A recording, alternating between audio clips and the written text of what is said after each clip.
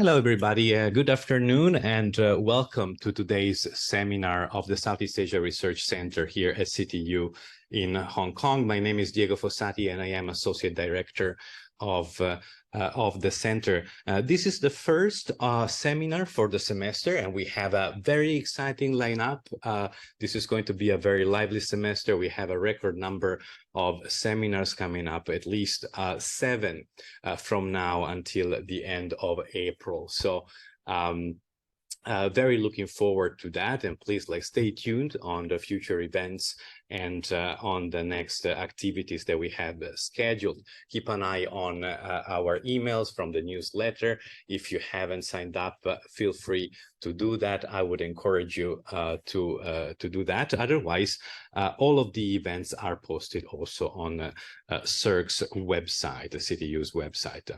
So today we have a speaker, Wang Jiaohe, who is Associate Professor at the School of International Relations and the Center of Southeast Asian Studies at Xiamen University.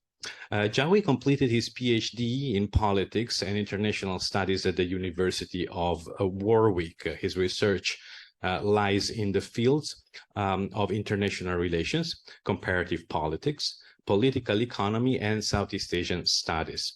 Professor Wang is the author of International Political Economy of China's Exchange Rate Policy Making, and he has published in refereed articles in academic journals, including in Globalizations, a Chinese Journal of International Politics, a Journal of Chinese Political Science, Journal of Contemporary China, Asian Service, and Asia-Pacific Viewpoints, to mention a few. So he's a very prolific scholar, and we are very honored that he has accepted our invitation to speak for today's seminar. The title of the presentation today of Professor Wang is Infrastructure and Politics, a Belt and Road Initiative in Southeast Asia. So a very topical study of a very important and consequential issue. As always, I have asked Professor Wang to prepare a presentation of about 40-45 minutes. He will introduce his studies in detail, and then we will have plenty of time for questions and answers from the public, both here and on Zoom. As usual, we are holding this event in hybrid format. Guess this is all for today. Jiaohe, Professor Wang, if you want to start your presentation. Thank you. Many thanks for Diego's kind introduction, and thank you all for coming to this seminar this afternoon. Thank you all in this classroom and also online to take time to join this seminar. And first of all, I think before I talk, I will share the screen by putting up my PowerPoint. First of all, I would like to say thanks to Diego and also Professor Mark Thompson for inviting me. It's my great honor and pleasure to share my research at Southeast Asia Research Center at City University. And this is my first time to be here. And I'm so excited to know that your institution is the only research center focused on Southeast Asia in Hong Kong. And my home institution, the Research School for Southeast Asian Studies at Xiamen University. And you can see from this logo that it was established in 1956. And actually, it is the oldest research center on Southeast Asia in PR China. So as both of our institutions are committed to Southeast Asian studies, I wish we will have more exchange and interaction in the future. And as you can tell from the title of my talk today, Infrastructure and Politics, Belt and Road Initiative in Southeast Asia, it is about BRI. So it is certainly about China studies. I was doing China studies when I was a postgraduate student at University of Warwick. But I began to embark on Southeast Asian studies after I worked at Xiamen University. So you may also see from the abstract in the poster, I tend to analyze how the domestic politics in Southeast Asia influence the BRI infrastructure projects. So my talk may turn out more Southeast Asian studies than China studies. But anyway, I try to more or less entertain students and researchers in both China and Southeast Asian studies in this room and online. And I really look forward to having your comments and suggestions afterwards. So, oops. So please let me begin by introducing the content of my talk today. I will begin by the introduction of BRI, which you may have been quite familiar with. So because I also found that there is a research center on Belt and Road Initiative here at City University. And I will very much focus on the BRI infrastructure projects and put forward the key research question, that is, why BRI infrastructure projects proceeded very differently in Southeast Asia. Then I will briefly review the existing literature on BRI and suggest that domestic politics of hosting countries are becoming increasingly important in the academia in the past few years. I will also further develop my own analytical framework that aims to explore how domestic socio-political factors may influence foreign policy making and infrastructure development. And then the empirical studies will analyze China's infrastructure cooperation with 4 maritime Southeast Asian countries, that is Malaysia, Indonesia, the Philippines, and Singapore. And then I will conclude by a very brief summary and also discuss some of my future works. So I will begin by the introduction on BRI. And as we all know, China is becoming more proactive in global economic governance after the 2008 global economic crisis, particularly after Xi Jinping succeeded Hu Jintao as China's top leader. And One Belt, One Road, later renamed as Belt and Road Initiative, was put forward by Xi Jinping in 2013 and later become China's prominent foreign policy. And the key principles of BRI are extensive consultation, joint contribution, and shared benefits. That is 共商共建共享 in Chinese.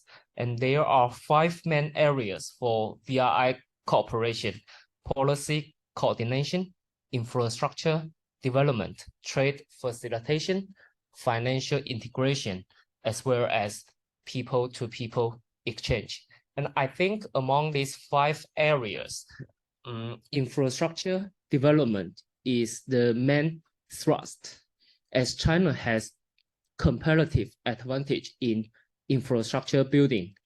And Southeast Asia indeed has great demand for infrastructure development as well. And also, Chinese people largely believe that infrastructure is critically important for economic growth. As a very famous saying in China goes, to get rich, build the road first. So China is also very fortunate to have some preconditions for infrastructure success, such as China has very strong state and relatively weak society, and the China's proactive local governments in face of GDP tournament also is also contribute to the infrastructure development and also China's large population and market as economy of scale. So, but this kind of preconditions does not necessarily exist in hosting countries outside China, right? So China's successful story in China cannot simply be copied abroad. So we can see that in the past few years, as the infrastructure projects roll out, we can see some non-transparency and corruption issues, as well as environmental and financial sustainability issues in the hosting countries. And there are also criticisms of debt trap diplomacy and neo-colonialism in the international field, right? And so my key research question is why BRI infrastructure projects proceeded very differently in Southeast Asia. Some are more successful than others. Some encounter difficulties or even delays or cancellations. So to answer these questions, I think we can assess the BRI infrastructure projects in Southeast Asia, and we can respond to the debt trap diplomacy, neo-colonialism, such kinds of criticisms more properly. Yeah.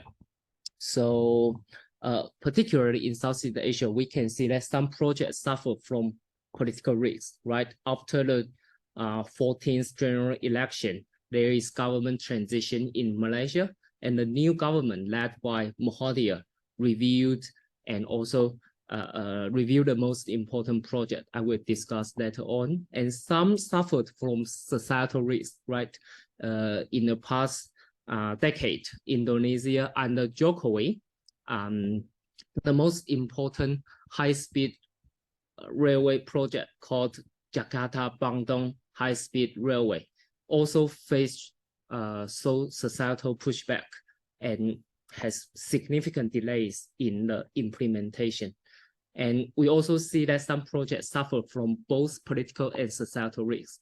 For example, the Philippines from Duterte to the current administration, the Marcos administration. And in some countries, the BRI projects go quite well. For example, in Cambodia, Laos, and in Singapore. And in some countries, the BRI projects go very slowly. For example, the China-Thailand railway building. Thailand is very slow in the process. And Vietnam is very cautious in its BRI cooperation with China. So we can see that there are variations in BRI cooperation between China and Southeast Asia.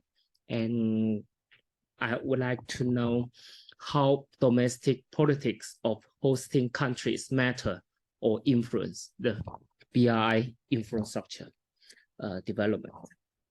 So I will briefly review the existing BRI studies. I think in the past decade, the academic studies goes from macro level to meso level and micro level studies. In the first few years of China announcing the BRI, the micro level studies debate whether or not it is China's grand strategy and how it may change the geopolitical and geoeconomic order at both the international and regional economic order. And such debates turn out to be inclusive. Maybe it's because scholars and observers tend to analyze, tend to examine BRI through different theoretical lenses, such as realist, liberal, constructivist, and relational perspective. And then the BRI studies, as the BRI goes from blueprint to practice, the meso level studies tend to study from the perspective of China and and hosting countries' domestic politics and analyze how it influenced the interpretation, policymaking, and implementation of BRI projects. And these studies have cast doubt on not only the nature of BRI as a coherent strategy, but also China's official claims of success.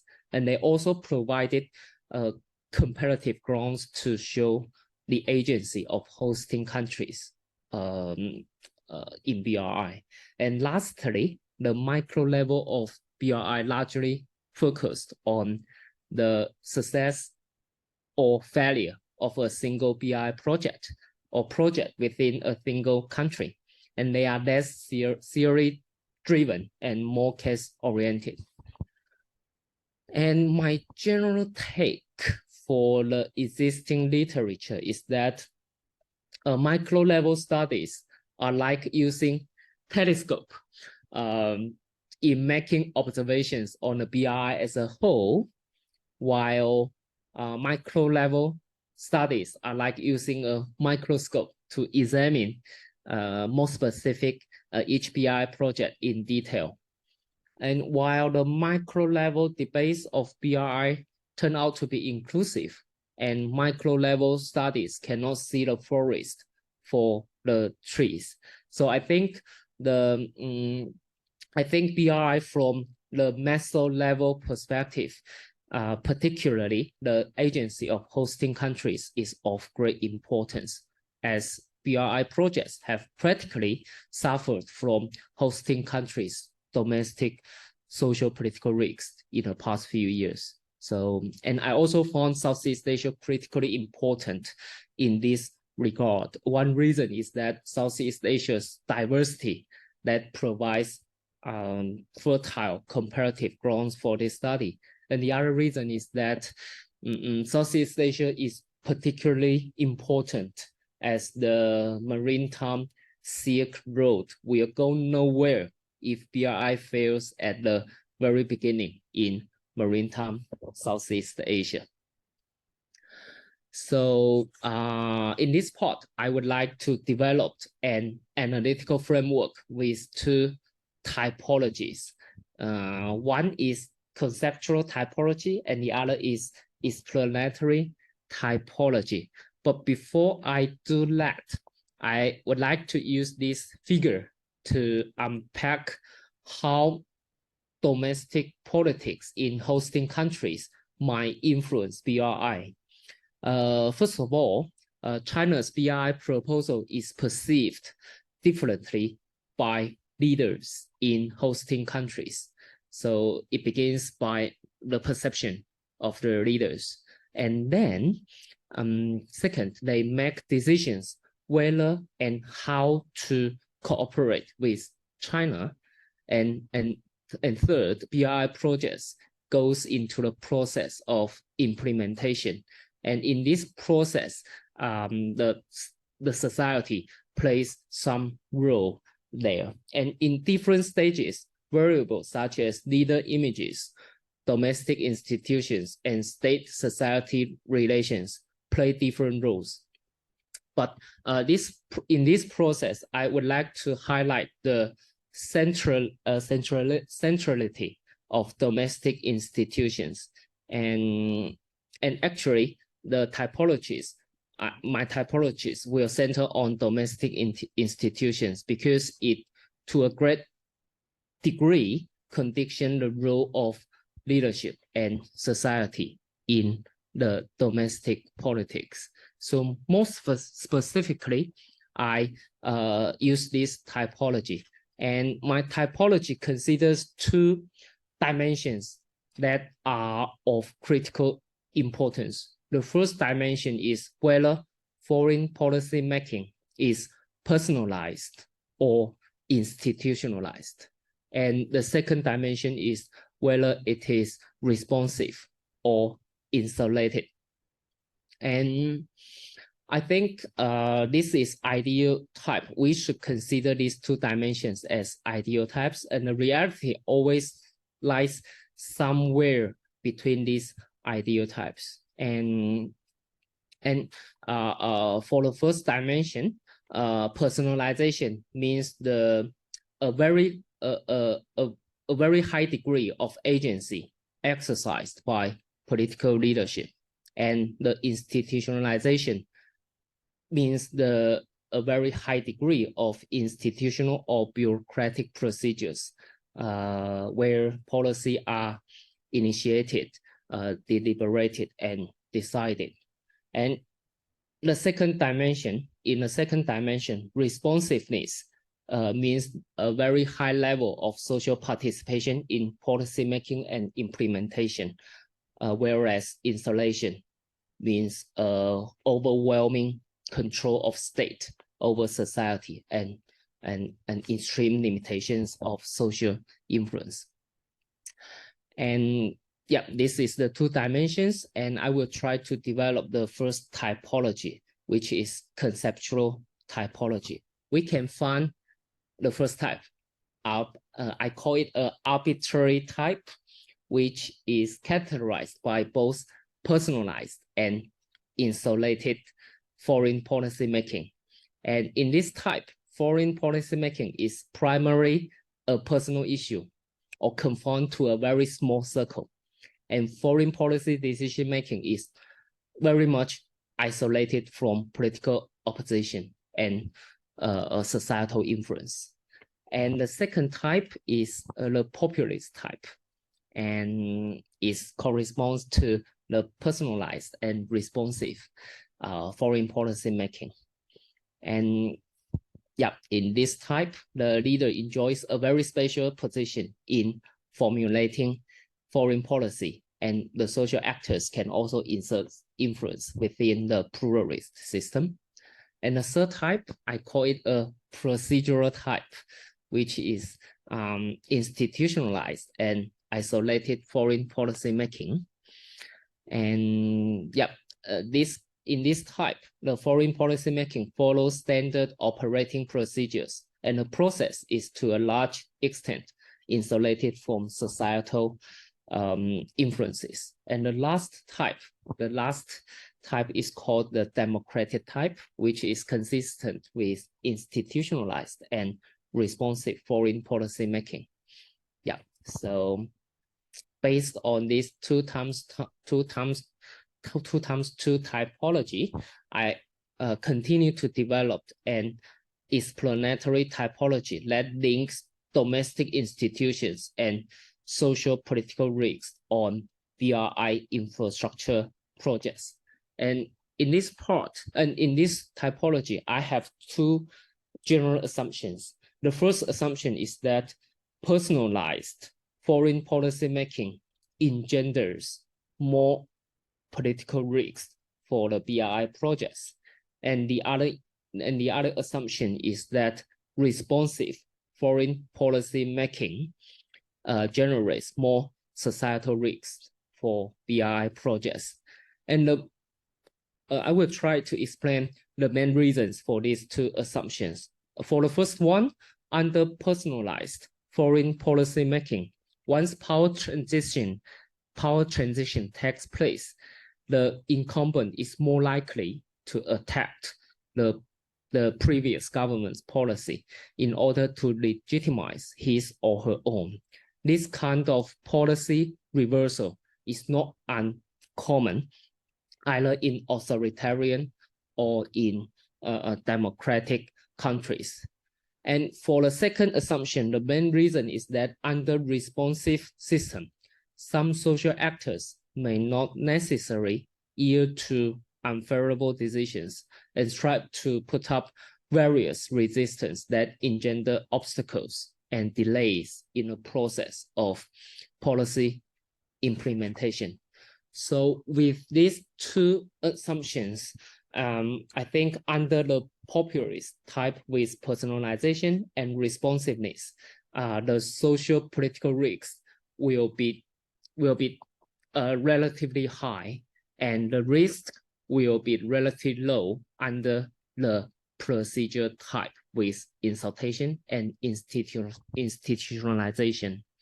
And the other two quartiles will produce medium level of risks, either with either political risks or societal risks. Yeah, so this is the analytical framework. And then we come to the most exciting part, to go from ideal types to empirical cases. I choose these 4 maritime Southeast Asian countries, Malaysia, Indonesia, Philippines, and Singapore. I choose these 4 countries for several reasons.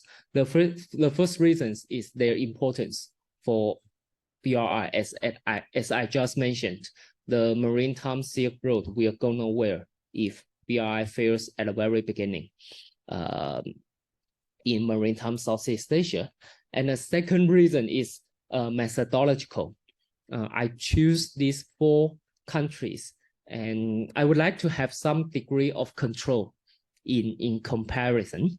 And although it's almost impossible to have the kind of control like natural science experiments, but some kind of control will be good in our comparative study. And I think I found it very fortunate to fit these 4 countries in the conceptual typology. I will discuss it in more detail later on, and they fit pretty well in a typology. And then we can examine the corresponding socio-political risks in the BRI projects in the 4 countries. I will begin by the case of Malaysia. And Malaysia's foreign policy making is characterized with personalization and insulation. It has been very much an elite-driven process with the prime minister at the center, and that's determined by the public opinion. I think Ott in very long time ago provide a very good account of the Malaysians foreign policy making, and he says that Malaysian foreign policy making has been determined by a small stable elite comprising 4 or 5 men, and the group exercise a decisive impact on policy and is characterized by informal conversations and personal rather than institutional relationships. And this kind of foreign policy making model still applies to today's Malaysia. And under this type of foreign policy making, we examine the BRI infrastructures in Malaysia. I think the East Coast Rail Link, short for ECRL, is the most important railway project under China-Malaysia BRI cooperation. And with the arbitrary type of Malaysia's foreign policy making, the ECRL deal was decided through government-to-government meetings and negotiations, which were largely insulated from domestic influence and opposition. I still remember that when I was in Malaysia in 2019, I interviewed a very senior official in Malaysian government, and he says that of course, it's after the government transition, and he says that the ECRL project was negotiated behind closed doors between China and the Najib government, and there was no open tender, transparency and competition, and lack of rigorous feasibility study and cost-benefit analysis. And after the project was announced, many experts thought that the project was overpriced and would place a huge burden on Malaysia. And so when it came to the election year of 2016, Mahathir, as the leader of the political opposition, criticized the previous Najib's government's heavy dependence on China And after the election, Mahathir distinguished himself from Najib by reviewing the ECRL project and fighting against Najib's corruption. So we can see that with the government transition, right, the ECRL, the most important infrastructure project, faced political risks in Malaysia. And this is a figure that shows that after Mahathir took office, it reviewed the ECRL. Malaysia negotiated with China, and the price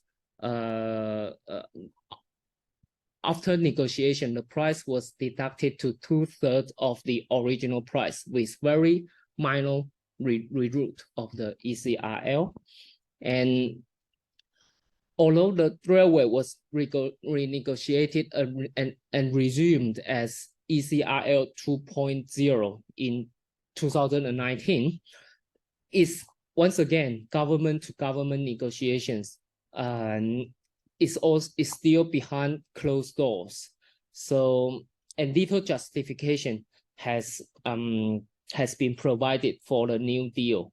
And once again, very interestingly, after Mahathir stepped down as the prime minister, after Muhyiddin took office in 2020, his transport minister conducted a comprehensive review of the revisions of Mahathir's government, and then the Muhyiddin administration reverted the route back to the original plan and revised the cost again to 50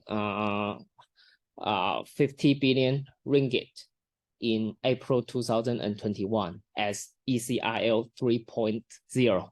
So from this cross-tracing, we can find that Malaysia's arbitrary type of foreign policy making, as well as the government-to-government negotiations and decision makings, has led to discontinuities of BRI policy and engendered political risks to BRI infrastructure projects in Malaysia. And this is very evident after the changes of government in Malaysia.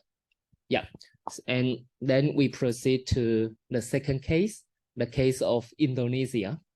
And I think Indonesia is very close to democratic type among the 4 Southeast Asian countries. Post-Suharto political system is characterized with democratization, decentralization, institutionalization, and various socio-political groups have increasing participation and influence in Indonesia's foreign policy making. So in this sense, Indonesia's foreign policy making is more institutionalized and responsive than other Southeast Asian countries. And in this case, we would like to closely examine the Jakarta-Bandung high-speed railway, short for JBHSR. And we can see that similar to ECRL in Malaysia, is highly endorsed by both governments, but we see less non-transparency and corruption issues than social obstacles and pushback in Indonesia.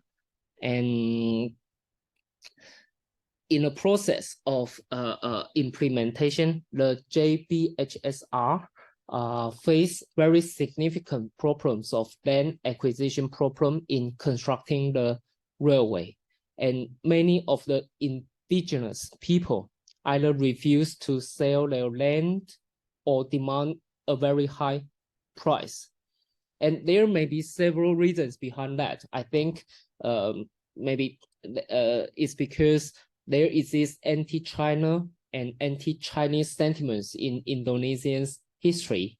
And also some Indonesians attributed local unemployment rates to the increasing workers from China associated with growing Chinese investment and projects. And also some Indonesians from our interview before the pandemic, some Indonesians believe that the high-speed train benefit China's SOEs and elite Indonesians more than Indonesia's SMEs and local community. So therefore, the societal pushback against the JBHSR gave rise to cost escalation and construction delay. And we can see that those probable learned from Mahathir to accuse Jokowi of his China and BRI policy in the 2019 general election. He didn't succeed in that strategy, and Jokowi secured the election, but the social sentiments towards China are still there, which continue to complicate the BRI projects in Indonesia. So in Indonesia, I think it's more social risks than political risks that BRI faced. And this year, we will also have another general election in Indonesia, and we can continue to watch if China factor the BRI projects become a contentious issue in the election. And our third case is the Philippines.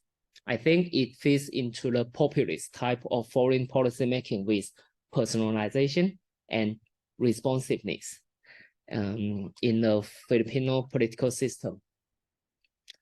The Philippine president is quite strong and exercise personalized influence in foreign policy making, but he should also be responsive to public opinions. And this is quite evident, I think, from Duterte to Marcos. So Duterte, so-called the Donald Trump of the Philippines, he is a populist leader with less institutionalized and more personalistic foreign policy decision making. And in his office, he put forward the infrastructure development program of build, and to push him to embrace China's BRI. But very similar to the Indonesian society, the Philippine society was more skeptical of China, at least much less favorable of China compared with the US.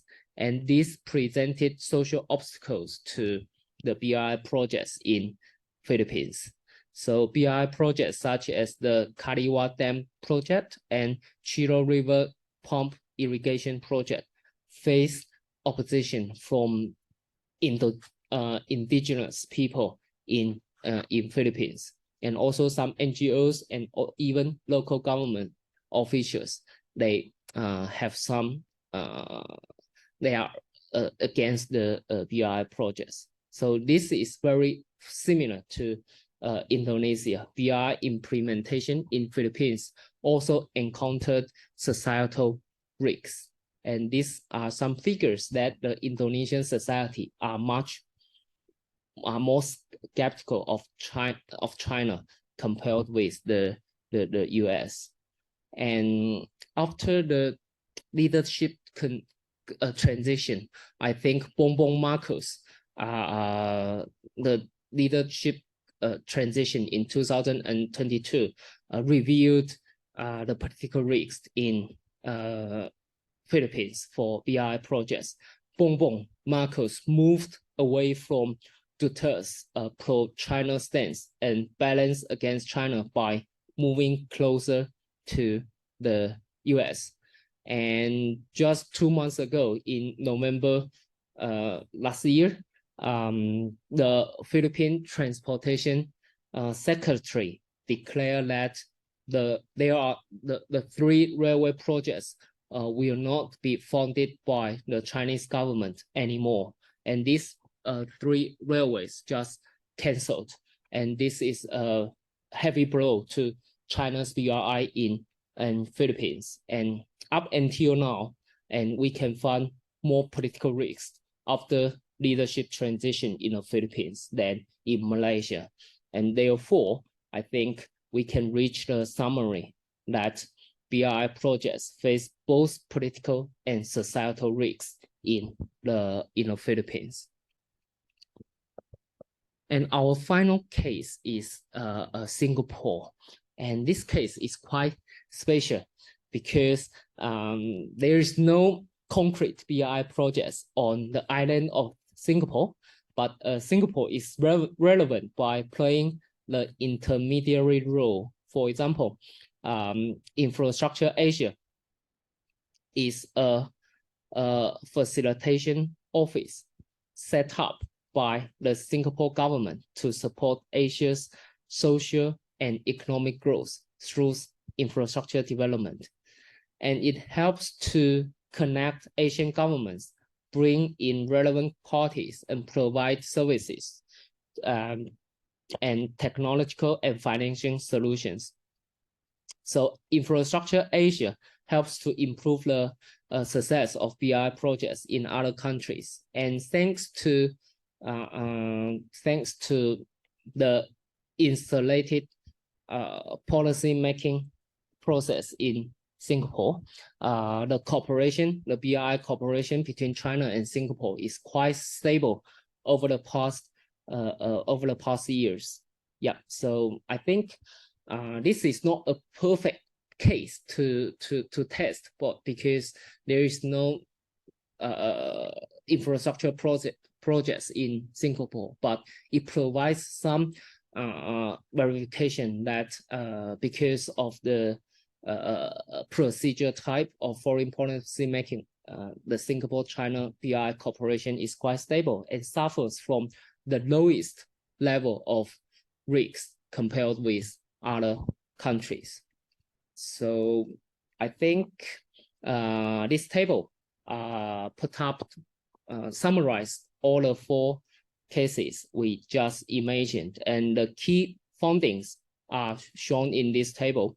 We can find that the Philippines populist type engendered the highest level of both political and societal risks for BRI projects, and the Singapore's procedural type produces the lowest. And Malaysia's arbitrary type and Indonesia's democratic type generate the medium level with either political or societal risks.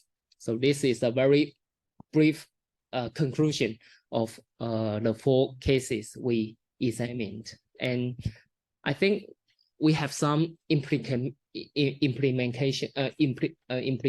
from this study of the domestic politics of hosting countries.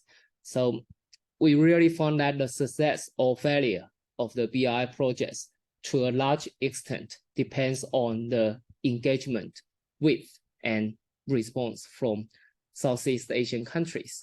And I think we don't take grand narratives or official rhetoric from Chinese government for granted, and we really need to pay much more attention to the agency of hosting countries, the domestic socio-political factors. And maybe in the future, the BRI cooperation between China and hosting countries calls for more rule-based governance than relational governance, especially government-to-government negotiations to reduce political risks. And also China needs both hard and soft infrastructure to reduce societal risks. And I think the Chinese government recognized some shortcomings of the old models of BRI cooperation. And last year, in the 3rd forum of BRI cooperation, International Forum of BRI cooperation, Chinese government have some new strategies to have small and beautiful infrastructure projects, and then to develop both hard and soft infrastructure to reduce the societal risks. And I think I will briefly also talk about some of my future works on BRI in Southeast Asia. And I think in the future, I will try to proceed from maritime to mainland Southeast Asia. And in mainland Southeast Asia, generally, we can find more authoritarian governments, and which means there are more personalized and insulated foreign policy making.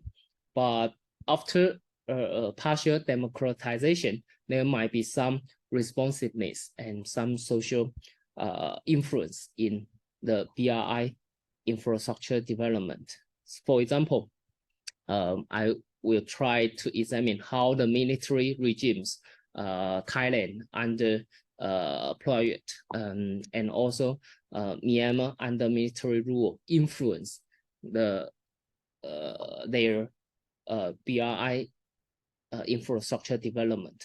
And also I will try to examine how the civilian regimes, different civilian regimes, right? There are some personalistic regimes like Cambodia and Laos, and other party regimes like Vietnam.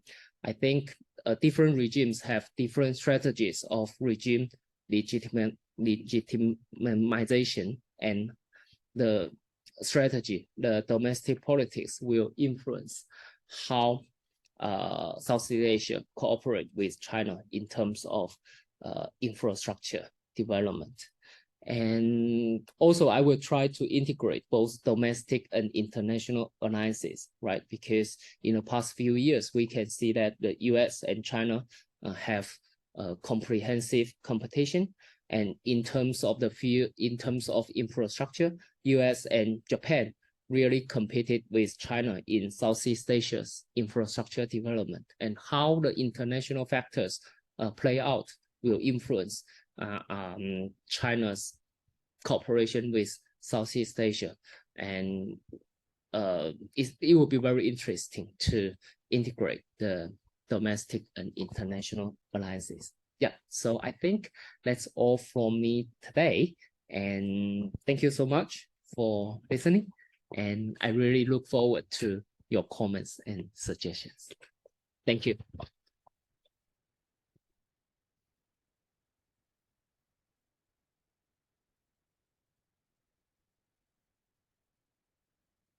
Thank you. Thank you very much, Professor Wang, for the very interesting presentation on a very topical topic, BRI, especially in the context of Southeast Asia. We now have like some time to devote to question and answers. I know there are a few following online on Zoom. So if there are any questions at the moment from the chat, we can take them. Not yet.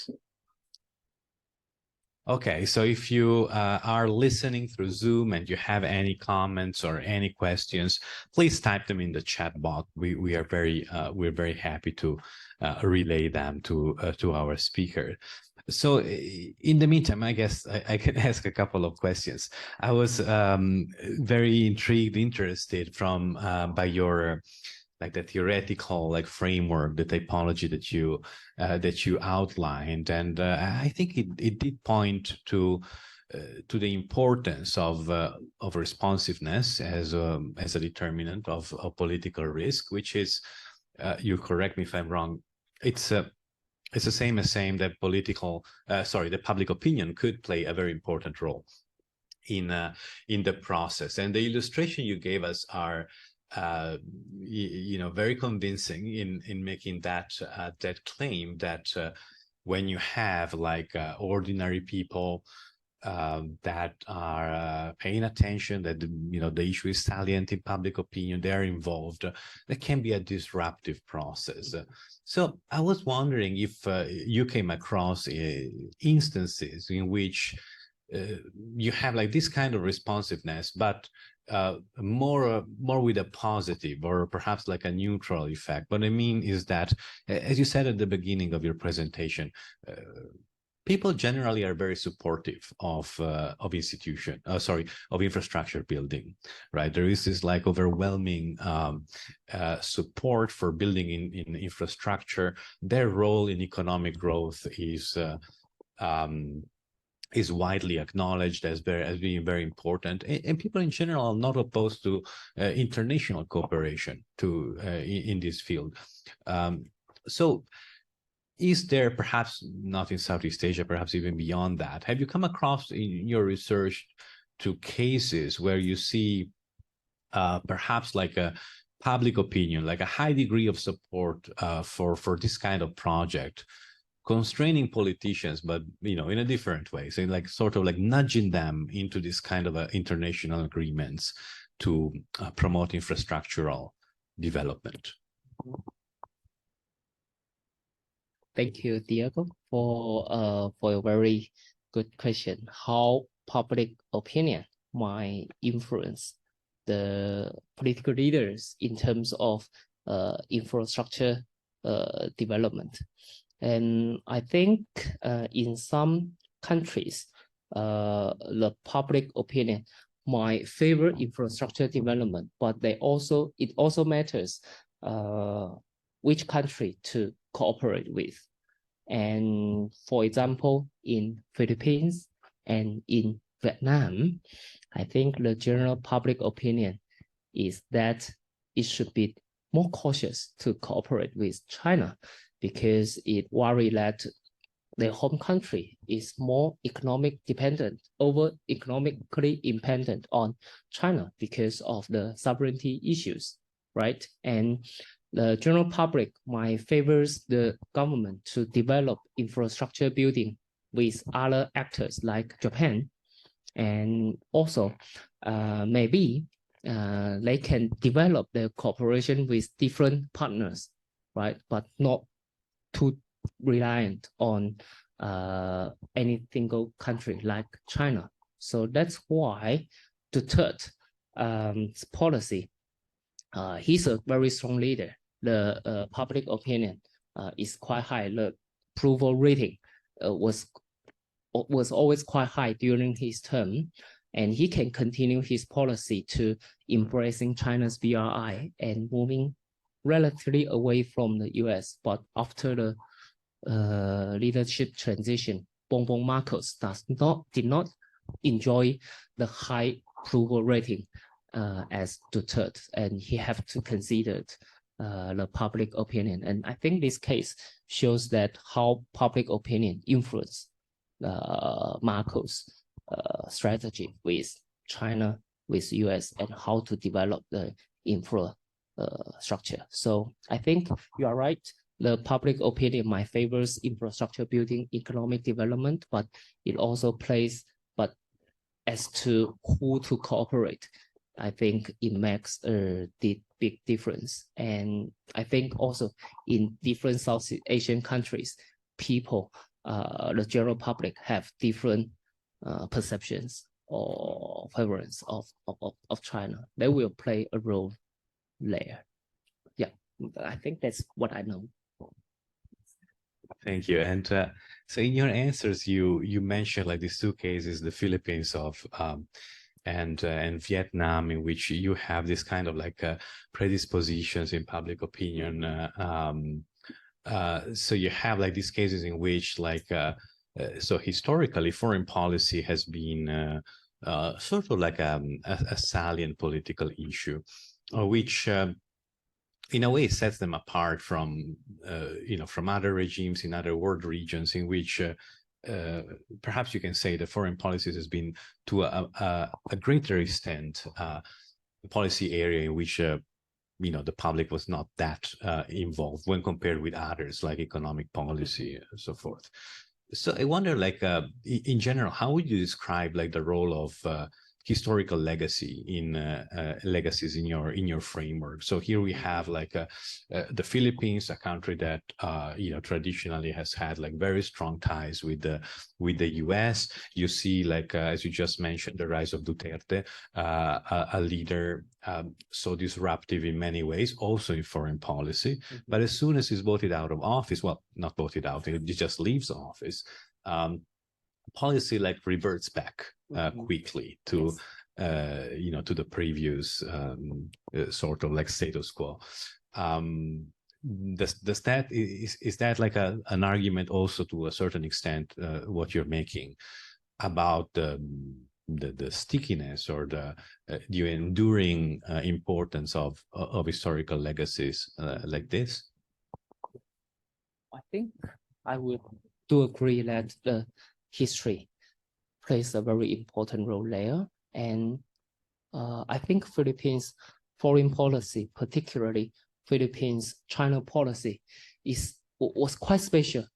Maybe the most special among these four countries, because we see from Aquino III to Duterte and to Marcos, after leadership transition, there is fluctuations in Philippines-China policy. We can see that each time after the government transition, the leadership transition, Philippines, the president changed its China policy dramatically. We can see that trend from Aquino III to Duterte to Marcos. And now I still don't know how to explain the great fluctuations between different presidents. Maybe it's Philippines' interest to have different ways of hedging and balancing. That kind of tragedy is conducive to Philippines' national interest, or just because of the president's own personal influence on the policy. So it's quite interesting I think the Philippine case is quite special, and how the history plays some role there. Of course, I will agree with you that the ties between the Philippines and US will always be quite strong because of the historical reasons. But as to the Philippine-China relationship, I think we can see the fluctuations in history, and I still don't know how to explain very well the fluctuations. That's a very open question. It's a pity that we don't have Mark here, because he's the expert on Philippine politics. If he's here, right. I think he will. It's actually overseas. Mark Thompson, our director of the center, is overseas in Japan, so he couldn't join us today. Do we have any questions from the chat at the moment? Still none? Still none. Okay, well, I go on and ask like more questions. What about the two of you? Joyce, Kevin, any questions? Not so far. Okay, you let me know if you have any. Let me ask you another question then. I was thinking about that slide that you had on policy implications of your research, and you did make a very convincing case about the importance of domestic politics and this kind of like political risk that you have talked about so eloquently, in like designing and planning this kind of initiatives. I'm also wondering if your research also has implications in terms of China's strategy, in terms of how it could perhaps to a certain extent like shape this kind of like domestic environment that you see in some of these countries. I'm not talking about like political interference or these sort of things, but I'm thinking as you know, there has been a big debate on on China's soft power and public perceptions of China. In some cases, they have been improving. In others, they have been deteriorating. So I'm wondering if one of the takeaways, given the importance that you have described of responsiveness and public opinions, is it one of the takeaways that perhaps like China should pay special attention, more attention to this kind of issues, perceptions of China abroad, and perhaps should invest a bit more in those initiatives that that could, perhaps not in the short term, but in the medium long term, improve this kind of image, this kind of perceptions, like public diplomacy, or the kind of like people-to-people exchanges that you talked about. Yeah. I think as in the beginning of my talk, I talk about infrastructure is the main thrust of BRI at the first years after China's put forward the BRI. But we can find that infrastructure building takes time, right? And when the really benefit of infrastructure building reaches ordinary people, it really takes time, and it might have spilled over economic benefit to the local people, but it takes time, right? So China gradually realized that it should not over rely on infrastructure building, like the mega projects, the ECRL, the JBHSR are all mega projects, right? And consider the local conceptions of China. There might be some societal pushbacks or obstacles there. So China really need to combine hard and soft infrastructure building, and the soft infrastructure building will have more short-term or medium-term benefit. And it also, right, there are 5 areas of cooperation, right? And the people-to-people exchange, cultural exchange, as you mentioned, is also very important. So BRI is a multifaceted project, and China should not rely on simply rely on infrastructure, although the story of infrastructure development was very successful in China, but it does not mean that the story can simply be copied abroad. China need to pay attention to other areas. And for people-to-people exchange, I think China needs to encourage like tourism or exchange to help local people in Southeast Asia know more about China, and then might have more positive perceptions of China over time. And also we can talk about history. When Japan first arrived in Indonesia, in Southeast Asia, many people in Southeast Asia did not have very positive perceptions of Japanese as well, maybe because of the historical occupation, those kind of issue. But over time, Japan have some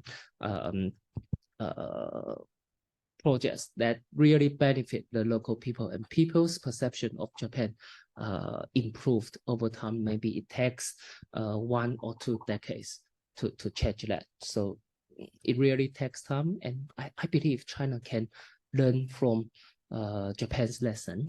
And now Japan's soft infrastructure programs are really its comparative advantage, and China can, if possible, can cooperate with Japan. But I think under the competition, US-China competition, the competition between China and Japan seems to be more difficult.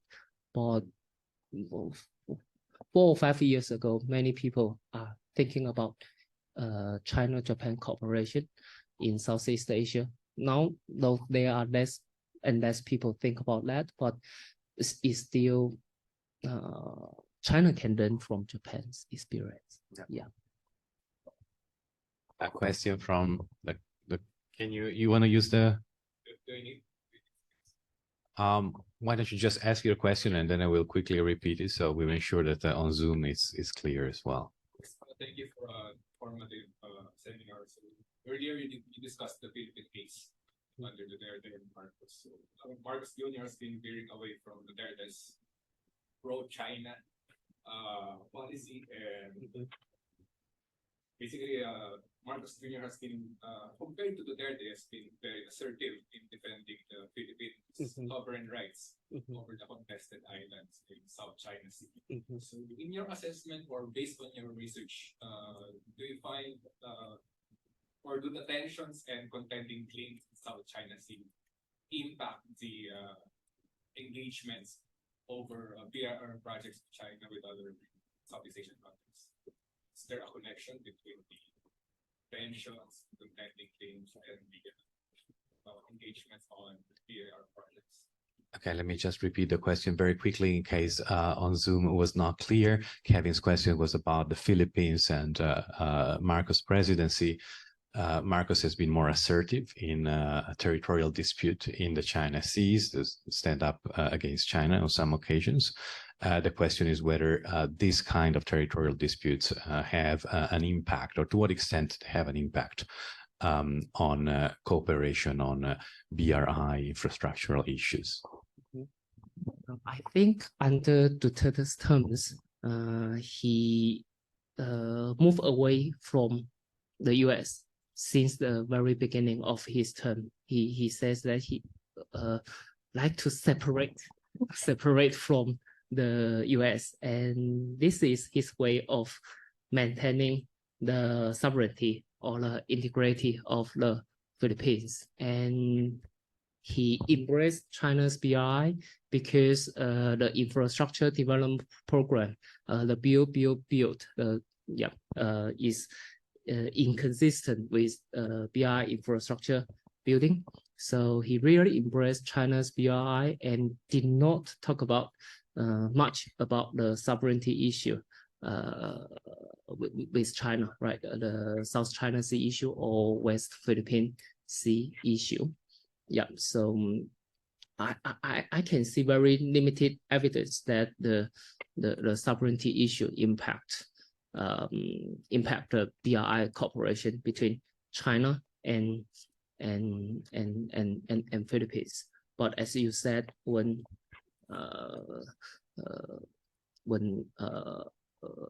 Duterte stepped down and Marcos took office, the policy has changed dramatically. And I think the China-Philippines relations has dropped to a very low level in last year, and because there are some clashes of the ships of Chinese and Philippine ships in the sea. And after the Taiwan election,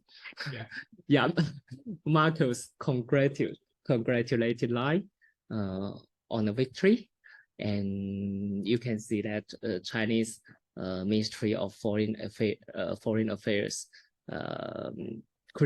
criticized Marcos and summoned the ambassador, and the Ministry of Foreign Affairs in Philippines says that Philippines is still supported the one China policy, but it seems that the president's official statement and the Ministry of Foreign Affairs was not so consistent. So we can see that the relations between China and Philippines has dropped to a very low level, and I think I cannot see. I'm not optimistic about the bilateral relations under Marcos' terms. Yeah, so the BRI cooperation, including the 3 railway projects, has no chance of resumption, like the Malaysian case. That's my expectation. It may be long, but we can continue to watch it. Yeah. Actually, Joey, talking about the Malaysian case, so you have characterize it as an arbitrary case in your typology, right? And you showed at least like completely going like back and forth like several times on the very same issue. Definitely there is no shortage of like big changes in Malaysian politics. If you're looking at domestic politics in Malaysia in the last like several years, like after the last elections, however, perhaps Malaysia has come to something that maybe it's not stability, but it's a sort of a new equilibrium, at least with a new government coalition, a new prime minister. So I'm just curious as to what your opinion is about this new course, or is it a new course in Malaysian politics? Is it like a change that is big enough that you would characterize it, this period of Malaysian politics, differently, or is it still in that cell of arbitrary foreign policy? Okay, thank you, Diego. Very interesting question. So I think after the recent election in Malaysia, Anwar as the prime minister, I think it continued the China policy of Mahathir's terms. Because in 2018, the Hope of Alliances, the PH government, right? The Anwar was in the Mahathir's coalition government as well. And Mahathir distanced himself from Najib by criticizing Najib's over-dependence on China. And Anwar also continue this policy as well, because from my observation in last year's the third forum of the third international forum on BRI, which was held in China in November last year, and Anwar didn't attend the conference, and he was deliberate not to attend the conference, because we know that on the morning of the conference, Anwar attended a public event in University of Malaya, and the event was not so important from my view. And I think he deliberately didn't attend the forum held in Beijing, and would like to show some distance between his government and Chinese government.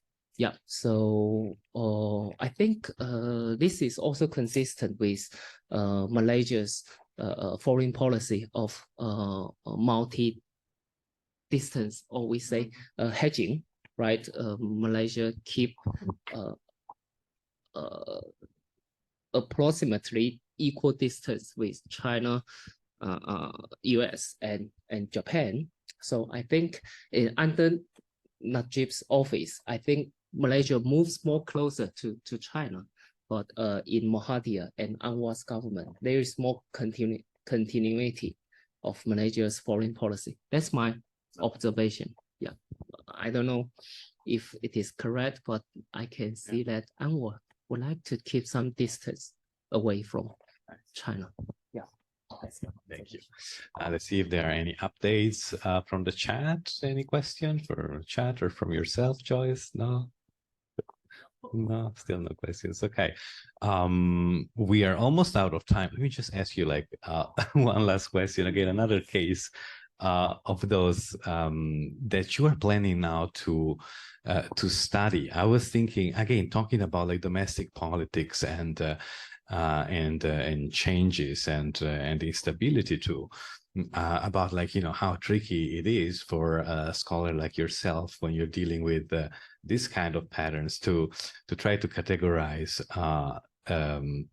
these countries correctly. So you talked about Vietnam, for example, and clearly, you know, it is an authoritarian country. You mentioned how it's quite institutionalized. But then at the same time, you do have the kind of like public opinion that you just described. So there is a certain degree of responsiveness that you expect to observe there, but certainly you wouldn't want to put perhaps Vietnam in that like democratic cell would be a bit of a stretch. And then Thailand. How do you see Thailand? Where would that fit? I think, Diego, you have put forward a very tricky and difficult questions. And this is the question is very important for me, and I'm still thinking, to be very honest, to first of all, I'm not sure if my 2x2 typology for maritime Southeast Asia will go very well to continental Southeast Asia. There might be some anomalies there, and for continental Southeast Asia, for example, Thailand is very special because it has monarchy, right? Maybe monarchy have some influence there as well, and there are more multiple actors in Thai's political system, and so this kind of 2x2 typology might not work very well in Thailand. And I'm thinking about Cambodia, and Cambodia, as far as I'm concerned, is very much close to an arbitrary type like Malaysia, but there is no really government transition in Cambodia, and so we cannot have that opportunity to assess the political risks there. But it's quite interesting, and so maybe the typology will face some anomalies in continental, and I will try to, maybe I will need some revisions there. But a general trend is that in continental Southeast Asia, maybe more insulation and more personalization than in maritime Southeast Asia in general. But there are some other factors that I need to consider as well. So it's difficult for me, and I'm still thinking about it.